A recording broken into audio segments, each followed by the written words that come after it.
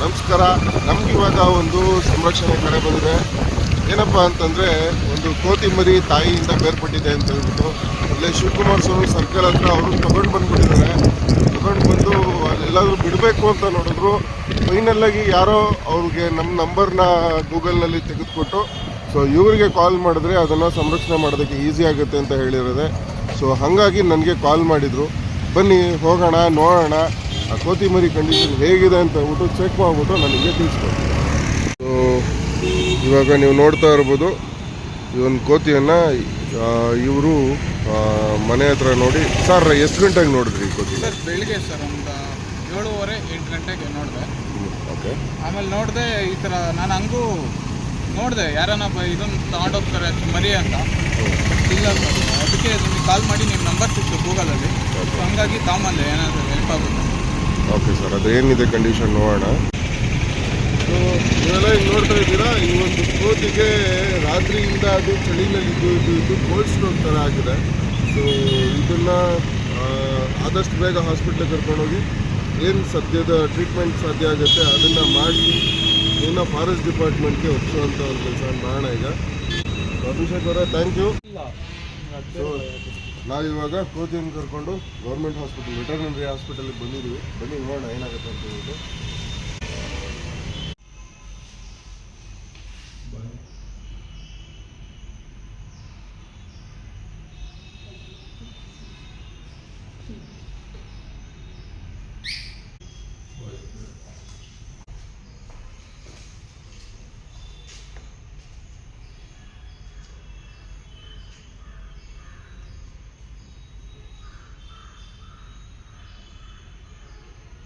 ಈಗ ನೀವು ನೋಡ್ತಾ ಇದ್ದೀರಾ, ಒಂದು ಪ್ರಾಪರ್ ಬೇಸಿಕ್ ಟ್ರೀಟ್ಮೆಂಟ್ ಅಂತ ಬಿದ್ದಾದ್ಮೇಲೆ ಸ್ವಲ್ಪ ಆ್ಯಕ್ಟಿವ್ ಆಯಿತು. ಸೊ ಇದು ಇನ್ನೂ ಆಗ್ಬೋದು ಅಂತ ಅಂದ್ಕೊಂಡಿದ್ದೀವಿ, ನೋಡೋಣ. ಆ್ಯಕ್ಚುಲಿ ನೈಟಿಂದನೂ ಇದು ಟೆರೆಸ್ ಮೇಲೆ ಇತ್ತು. ಸೊ ಟೆರೆಸ್ ಮೇಲೆ ನಾವೇನು ಅಂದ್ಕೊಂಡ್ವಿ ಅಂದರೆ ಅಟ್ಲೀಸ್ಟ್ ಬಂದು ಹೋಗುತ್ತೆ ಇದು, ಯಾಕೆಂದರೆ ನೈಟ್ ಆ್ಯಕ್ಟಿವ್ ಆಗಿ ಇರ್ತಿದ್ದು. ಆ್ಯಕ್ಚುಲಿ ಕೈಗೆ ಸಿಗ್ತಿರ್ಲಿಲ್ಲ, ಬಾಳೆಹಣ್ಣು ಕೊಟ್ಟರು ಓಡೋಗ್ತಿತ್ತು. ಸೊ ಹಂಗಾಗಿ ನಾವೇನು ಅಂದ್ಕೊಂಡು ಹೋಗುತ್ತೆ ಅಟ್ಲೀಸ್ಟ್ ಅಂತ. ನಾನು ಮಾರ್ನಿಂಗ್ ಆ್ಯಸ್ ಯೂಶಲು ವಾಕಿಂಗ್ ಹೋಗೋಣ ಅಂತ ಇದ್ದಾಗ ಸೊ ಅಲ್ಲೇ ಇತ್ತು. ನಾನಿಲ್ಲ ಇದು ಮೇ ಬಿ ಟೈಮ್ ತೊಗೊಂಡುತ್ತೆ ಹೋಗುತ್ತೆ ಅಂದಾಗ ಇಲ್ಲ, ಕಂಡೀಷನ್ ಇರಲಿಲ್ಲ ಎದ್ದೇಳಕ್ಕೂ ಕೂಡ. ನಾನು ಒಂದ್ಸತಿ ಟೆಸ್ಟ್ ಮಾಡಿ ನೋಡಿದೆ, ಕಂಡೀಷನ್ ಇರಲಿಲ್ಲ. ಸೊ ಅವಾಗ ನಾನು ಗೂಗಲಲ್ಲಿ ಎತ್ಕೊಂಡು ನಿಮಗೆ ಕಾಲ್ ಮಾಡಿದ್ದು. ಓಕೆ. ಗೂಗಲಲ್ಲಿ ಎತ್ಕೊಂಡು ಕಾಲ್ ಮಾಡಿದ್ದಕ್ಕೆ ಅದು ಎಲ್ಲಿವರೆಗೂ ಬರೋಕ್ಕೆ ಸಾಧ್ಯ ಆಗಿರೋದು ನಿಮ್ಮಿಂದ. ಆ್ಯಕ್ಚುಲಾಗಿ ಥ್ಯಾಂಕ್ ಯು ಅಂತ ನಾನು ನಿಮ್ಗೆ ಹೇಳಬೇಕು. ಸೌಂಡು ಇರಲಿಲ್ಲ. ಇಲ್ಲ, ಸೌಂಡು ಅವಾಗ ಮಾಡಿದ ಅಷ್ಟೊಂದು ಸೌಂಡ್ ಆ್ಯಕ್ಟಿವ್ ಆಗಿ ಇರಲಿಲ್ಲ, ಈಗಲೇ ಆ್ಯಕ್ಟಿವ್ ಆಗಿದ್ದು.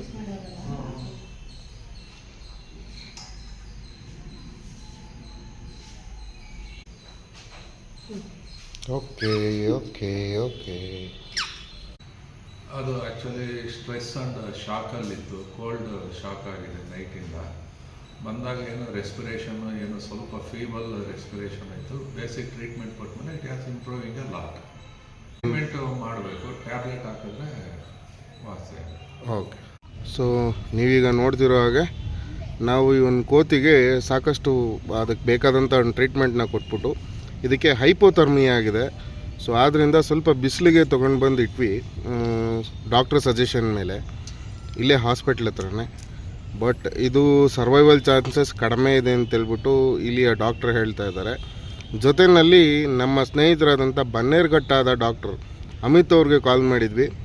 ಸೊ ಅವರು ಹೇಳಿದ್ದು ಕೂಡ ಅದೇ, ಈ ಒಂದು ಕೋತಿ ಬದುಕೋ ಚಾನ್ಸಸ್ ತುಂಬ ಕಡಿಮೆ ಇದೆ, ಇದು ಲಾಸ್ಟ್ ಸ್ಟೇಜ್ನಲ್ಲಿದೆ ಅಂತೇಳ್ಬಿಟ್ಟು ಬನ್ನೇರುಘಟ್ಟಾದ ಡಾಕ್ಟರ್ ಅಮಿತ್ ಅವ್ರು ಹೇಳಿದ್ರು.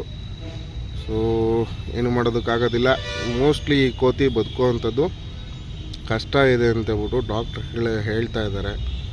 ನೀವು ನೋಡ್ತಿರೋ ಹಾಗೆ ಫಾರೆಸ್ಟ್ ಡಿಪಾರ್ಟ್ಮೆಂಟ್ ಹೆಲ್ಪ್ ತೊಗೊಂಡು ಈ ಒಂದು ಕೋತಿಯನ್ನು ಅಂತ್ಯ ಸಂಸ್ಕಾರ ಮಾಡೋದಕ್ಕೆ ಅಂತ ಬಂದಿದ್ದೀವಿ.